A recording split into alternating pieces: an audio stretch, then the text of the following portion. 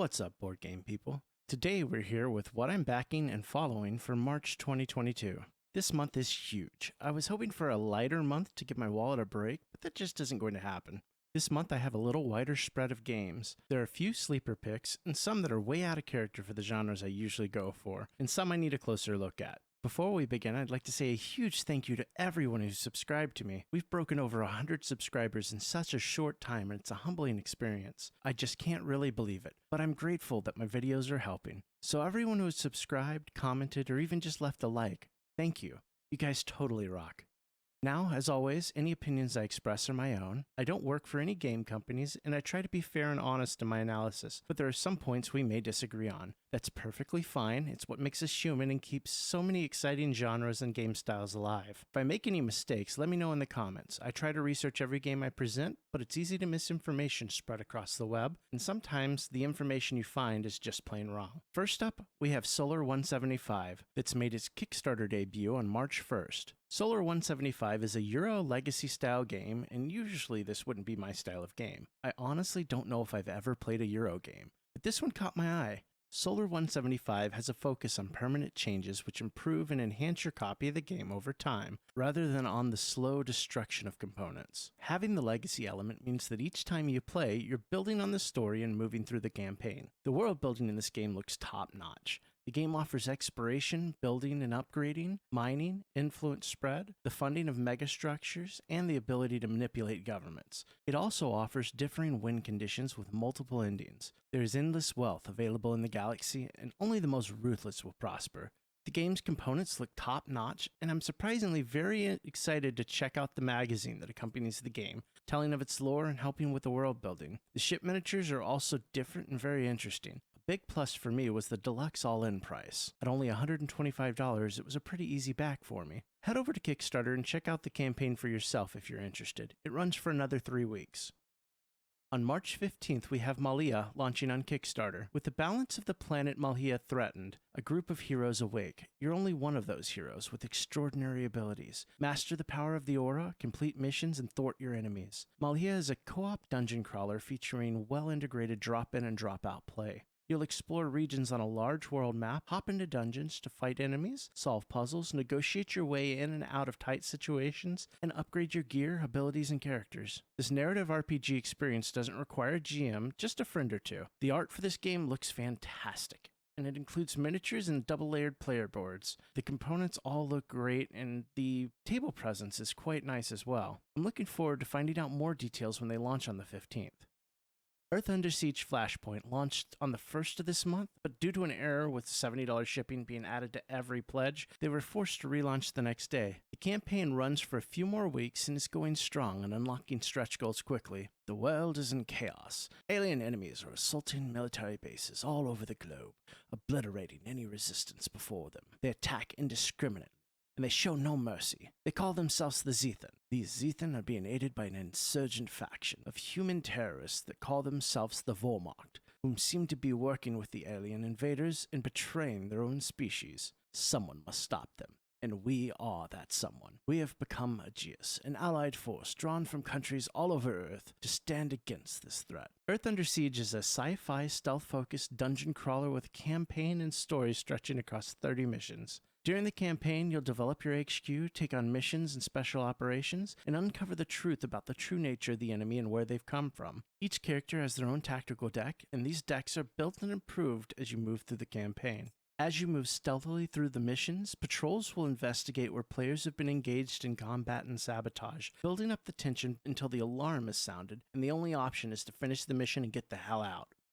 Waste Nights is a post-apocalyptic game of survival and adventure set in a dystopian Australia half a century from now. It's a 1 to 4 player experience allowing you to play cooperatively, competitively, or in solo mode, depending on the adventures you choose. The game is inspired by cult movies and books of the genre, enabling players to immerse themselves in a ruined world full of gangs, mutated creatures, sentient machines, and most of all, unforgettable stories. This expansion is supposed to be massive in scope and will allow you to take to the seas in search of new lands and enemies. We'll know more when they launch, hopefully sometime this month. And it looks like everything will be available through the next campaign, so if you didn't back it the first time, now's your chance.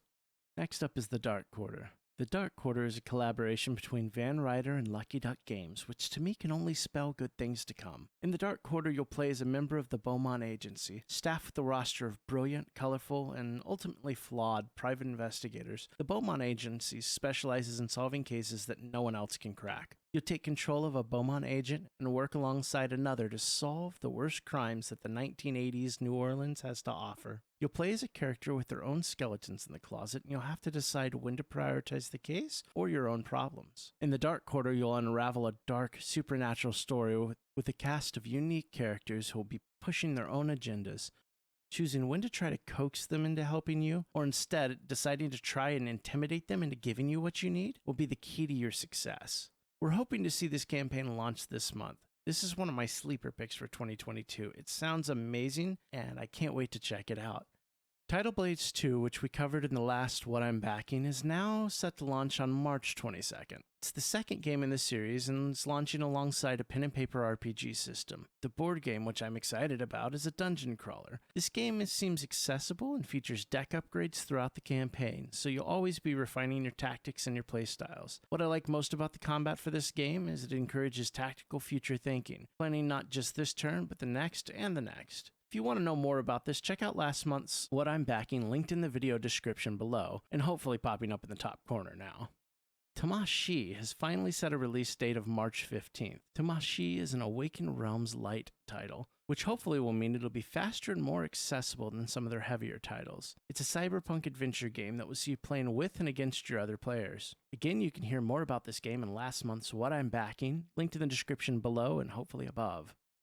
Jurassic World: The Legacy of Isla Nublar is due out on Kickstarter on the 22nd of March. The developers have been pretty hush-hush on this one, only releasing a tease of information that I've been able to find. Welcome to Isla Nublar, where you and other scientists, dreamers, and schemers will build an attraction like no other. Take on the role of visionaries John Hammond and Simon Mashrani, visiting scientists Dr. Alan Grant, Dr. Ellie Sattler, Dr. Ian Malcolm, sharp-minded park personnel Claire Deering and Dr. Henry Wu, and many more, each playing a vital part in the island's legacy. Together, you will transform Isla Nublar into an astonishing paradise where awe-struck visitors encounter creatures never before seen by the human eyes.